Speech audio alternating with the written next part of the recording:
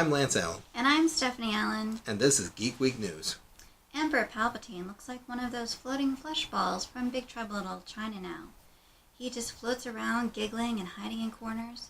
When he burps, lightning comes out, but he does not like it. It looks like it hurts. It might be a fart. As long as it hurts him, though, right? Unbeknownst to many, Kylo Ren runs a jigsaw puzzle club on the weekends between conquering worlds. He's always shown an aptitude for taking the littlest piece and envisioning a much bigger, if inaccurate, picture. Fellow players have learned not to say anything when he forces two clearly mismatched pieces together. That happens a lot. Mm-hmm. Poe Dameron has been spotted going into battle with a glue gun. The battle has apparently interrupted his crafting time, and he seems irritated about it. I think some stormtroopers are going to get their helmets glued together. Let a man craft. That's just one of the worst things, when your crafting time gets interrupted, isn't it? Sacred. A recent study by the Coruscant Department of Education has determined that the starting training age for Jedi should begin much later than the usual preteen, and instead be pushed to about when they are legal to drink.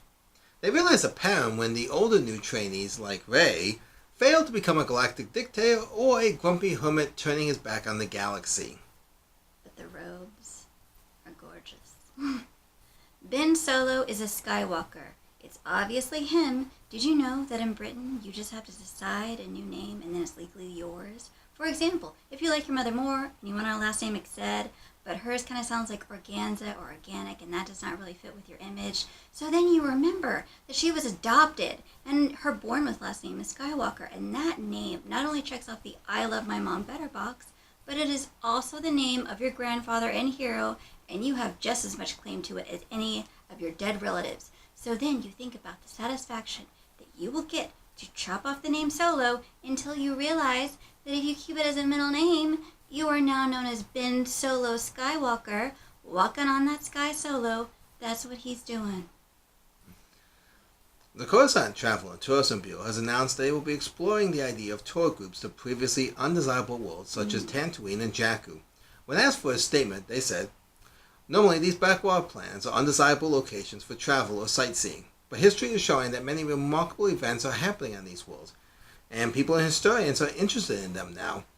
Who wouldn't want to visit the canyon Luke Skywalker shot those wombats with his T-16 Skyhopper, or visit the wreckage of the AT-ST that Rey used to live in, or see where Han famously shot first? No, to not pursue this avenue would be a hit against the business and a loss of possible revenue when there is an interest in these spots. We are also looking at other inhospitable worlds, and frankly, we are keeping our eyes on our plans just in case something interesting happens there.